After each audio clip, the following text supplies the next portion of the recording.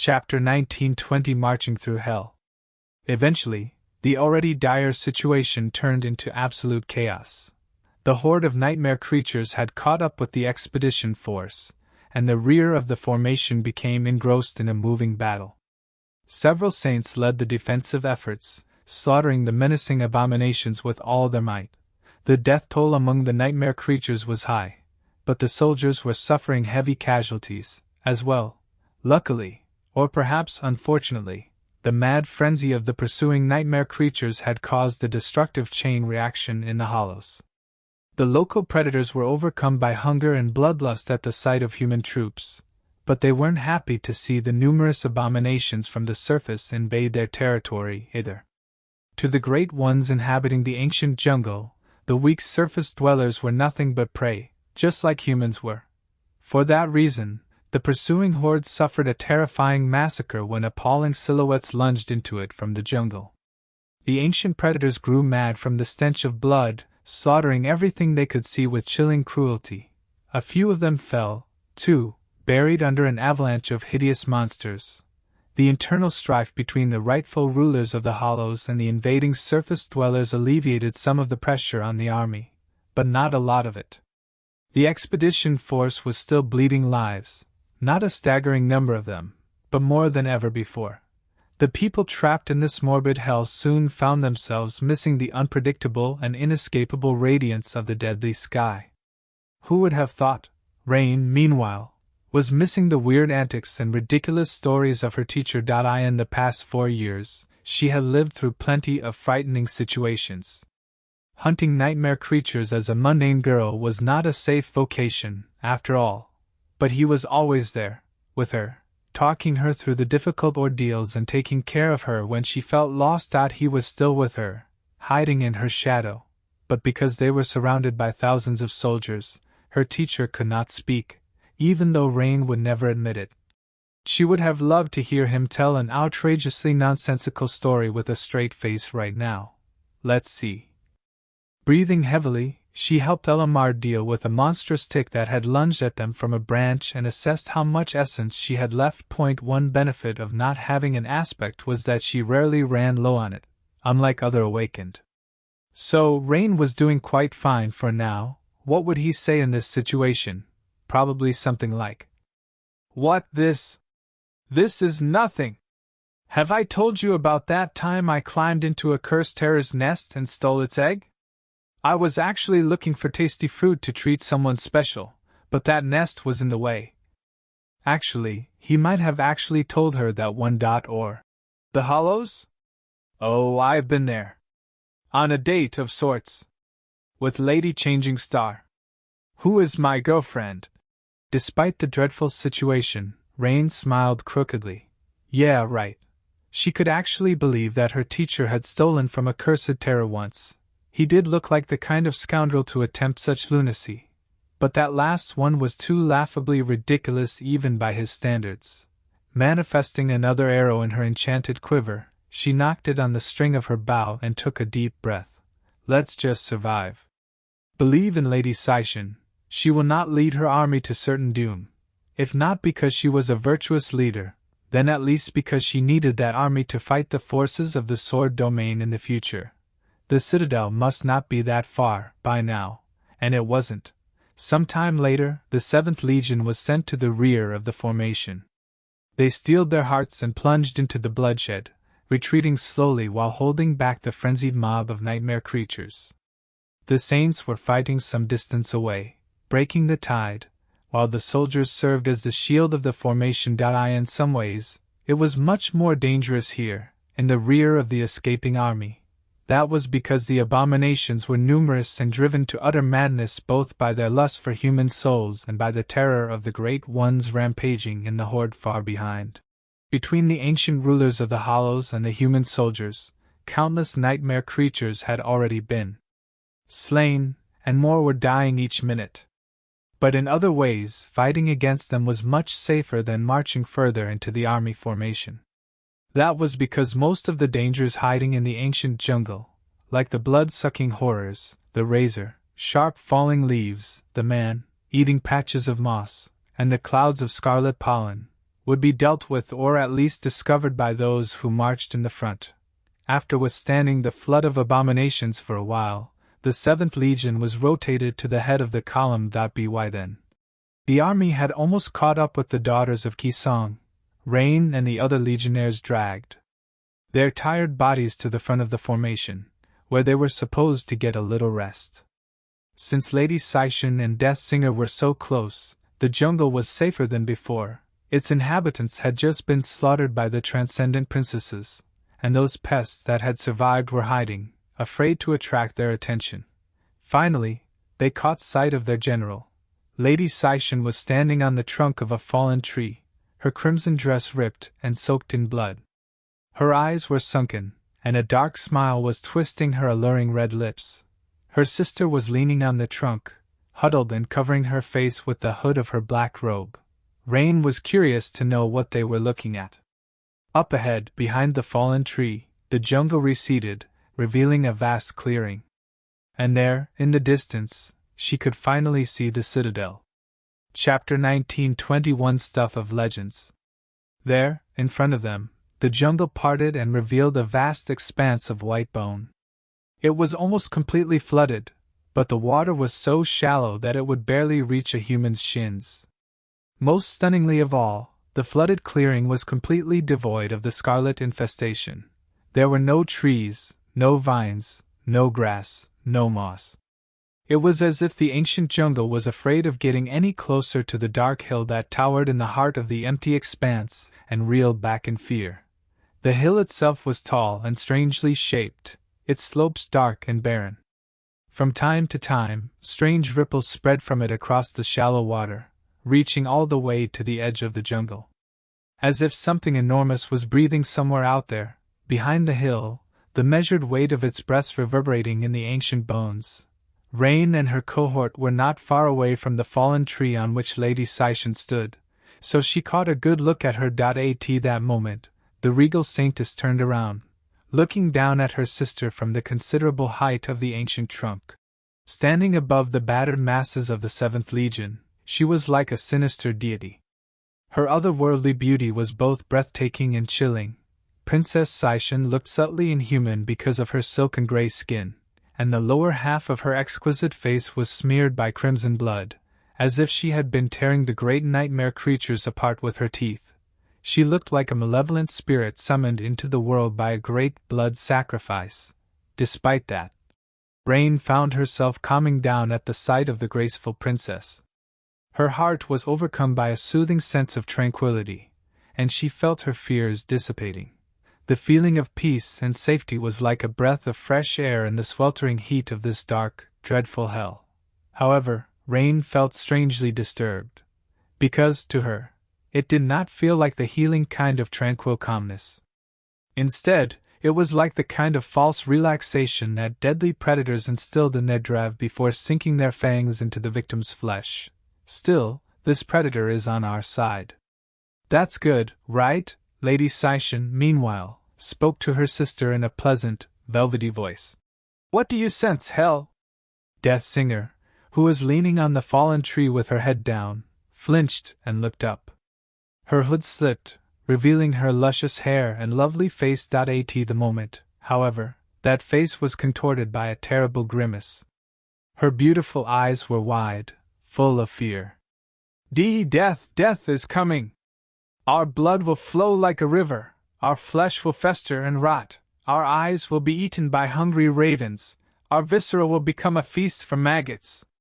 There will be no hope, no escape, no relief, no salvation. Death is coming. It's here.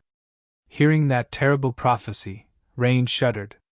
Even Tamar seemed to pale, gripping the hilt of her Zweihander tighter. Lady Saishan, however, seemed unperturbed. She smiled and nodded patiently. Yes. You've been saying that since we were in the orphanage. I'm sure we will die one day, you and I, but what about now? What do you sense now? Death Singer stared at her sister for a few moments, her face a mask of terror. Then, she suddenly sighed and shook her head. Oh, that? Well, the petite princess frowned and scratched the back of her head clumsily. After a while, she said in a nonchalant tone, "It's a great demon, I guess." Death Singer might have been nonchalant, but every soldier that heard her shuddered. Rain did, as well. Crazy, this is crazy. What the hell was she doing here, in a death zone, hearing about great demons? Great nightmare creatures were something that humans theoretically knew existed, but were never supposed to encounter. They were the stuff of legends, the kind of legends that were too terrifying to retell in the darkness. Great abominations were synonymous with death from before Rain was born. The regions of the dream realm where they dwelled were called death zones for a reason. But now, the rules and laws that had seemed inviolable were swiftly changing. Supreme humans were out there in the world, and people like Rain suddenly found themselves brushing sides with great nightmare creatures. She had already seen several dead ones in the jungle, and had caught glimpses of several more rampaging in the horde of the weaker abominations. But at least those terrible beings were mere beasts and monsters. A demon. A demon was a different kind of being, because demons were intelligent, and possessed their own malignant wills. Damnation! Out of everyone, only Lady Syshen remained calm. She turned her bloodied face to gaze at the distant hill once more, remained silent for a few moments, and then nodded. "So it is. Well then, warriors of the Song Army, hear my order!" Her crimson dress moved in the wind as she spoke in a melodious voice. "Fortify this position and hold fast. Hell-sired Ceres, with me. We will claim this citadel, in the name of the Queen." Death Singer signed again, straightened her dark robe, and jumped onto the fallen tree. At the same time, Lady Syshen jumped down. The trunk was several meters tall, even laying on its side, so Rain did not see her land into the shallow water, only heard the splash. A moment later, two saints joined the daughters of Ki Song on the edge of the clearing. One of them was the beautiful harpy Rain had seen before, the other was the three-headed canine. From what she knew, both were scions of the lesser legacy clans, like Tamar, and had attained sainthood together with Lady Syshen as members of her cohort. Soon, the four saints disappeared in the direction of the distant hill, and a few moments later, the bills suddenly moved, slowly stirring and unfurling its immense limbs. Rain stared at it in horror for a moment, then forced herself to look away and lowered her gaze. As it turned out, the great demon had not been hiding behind the bill. It was the hill, a gargantuan beast that had been slumbering in the middle of the vast clearing, and was now waking up at the smell of transcendent souls. Rain took a shaky breath and thought about the four brave saints. May beast God help them from beyond the grave. Clan Song seemed to have a close bond with beasts and hunting, so she thought this prayer would be suitable. Rain considered praying for herself, too. She was quite sure that if Lady Syshen failed to conquer the citadel, and perished, the rest of the expedition force would perish as well. Oh well, at least she had her personal dark deity to pray to. Chapter 1922. Not a Last Stand. Now that the dreadful march was over, the battered expedition force found itself in a somewhat better position. The flooded clearing was effectively defending them from one side, which meant that they would not be surrounded, at least. With that, the army could assemble into a stable battle formation. It was truly a miracle of perseverance and discipline that they had managed to maintain a semblance of order and keep themselves from being decimated by the enemy while fighting their way through the nightmarish jungle. But armies were not meant to fight battles while moving. Finally reaching their destination, the Song army came to a halt and spread along the edges of the flooded plain, building a proper battle line. It had 2 layers so that forward units could rotate back and give way to fresh troops, then switch again after a period of rest. A field hospital was being hastily arranged behind the 2 layers, as well. By then, the stalwart saints already cut down the terrifying predators who had lunged at the expedition force from the flanks during the march. Those were the true rulers of the Hollows, old abominations of the great rank. Luckily, there were far fewer of them than the saints, so the champions of the human army were able to team up and bring each of the monsters down in groups of 3 or 4. Many were wounded, but none had perished yet. the situation might have been different if not for Lady Sishan and Princess Hel, though, who had culled the rulers of the Scarlet Jungle on their way to the citadel. Now, the Saints were free to assume positions in front of the battle line, serving as its pillars and anchors. In any case, the situation of the Song army, while still resembling a hellish nightmare, was much better than before. However, it was also much more perilous than before, because their fates now depended on the success of Lady Sishan and her party. If the great demon guarding the citadel triumphed, then every advantage gained by the expedition force would turn to ash. The demon would attack the battle formation from the rear, and they would be devoured from two sides. Of course, first, the army had to survive long enough to learn who prevailed in the battle for the citadel. It's going to be fine. Yeah, definitely. Rain stared at the approaching tide of nightmare creature with apprehension, trying to convince herself that the current preparations of the Song army did not resemble getting ready for a heroic last stand. Lost in a godforsaken hell, suffocated by sweltering heat, their back pressed against the territory of a great demon, and facing an endless flood of nightmare creatures. That definitely sounded like prime material for an inspiring and tear-inducing ballad that would be sung through the ages. But Rain didn't want to be sung about. He would much rather survive. Heroes were very admirable, but they were also very dead. She had no aspirations of becoming a hero. Damn it. Archers! The 7th Legion was currently on the front line, preparing to clash with the vanguard of the Nightmare Horde. The Blood Sisters, there were around a dozen of them, were very noticeable among the centurions with their red garments and striking beauty. Seeing them gave the soldiers some confidence, and it was these women who commanded the Legion in the absence of Lady Sishan. The voice that called upon the ranged specialists to unleash their fury on the approaching horde was rather melodious, making the grim scene feel less horrid. Rain drew her bow, took aim, and let an arrow loose. With how numerous the nightmare creatures were, one would think that she did not have to aim too well in order to hit something. But sadly, that was not the case. Because her arrows were not powerful enough to pierce the hides of the abominations, she had to strike them precisely in a weak spot, which was why the horde was not slowed down at all by the devastating barrage of arrows, various projectiles, and aspect abilities unleashed by the human army. It was like mundane archers showering heavily armored cavalry with arrows. A few abominations stumbled and fell, but most remained unscathed. Worse still, the nightmare creatures were not at all deterred by these losses. Soon after, they crashed into the battle formation. Rain continued to shoot, trying to remain stable on the quaking ground. In front of her, the tide of monsters broke against the Saints, flowed past them, and reached the front line of the 7th Legion. Tamar and Ray were in front of her, surrounded by the awakened warriors of their centuria, which was in a worse situation than most because it lacked an ascended, but luckily positioned well. Some distance from them, the saint whose transcendent form was that of a giant reptile towered above the flood of nightmare creatures. It lowered its neck and snapped its jaws, eviscerating several of them at the same time, then swiped its long tail sideways, crushing even more. An especially large beast jumped on its back, but the tyrannical reptile simply snapped its jaws once more, grabbing it, and throwing the bleeding corpse flying hundreds meters back with a jerk of its head. Then, it let out a chilling roar and plunged further into the horde of abominations. The bow is useless. Now that the nightmare creatures had closed in, it was harder for her to hit anything with an arrow. The situation might have been different if they were in an open field, but the jungle blocked her line of sight, while the thick canopy prevented her from shooting over the heads of her comrades.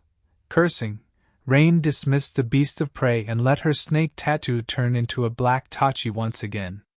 Gritting her teeth, she left Fleur and advanced forward.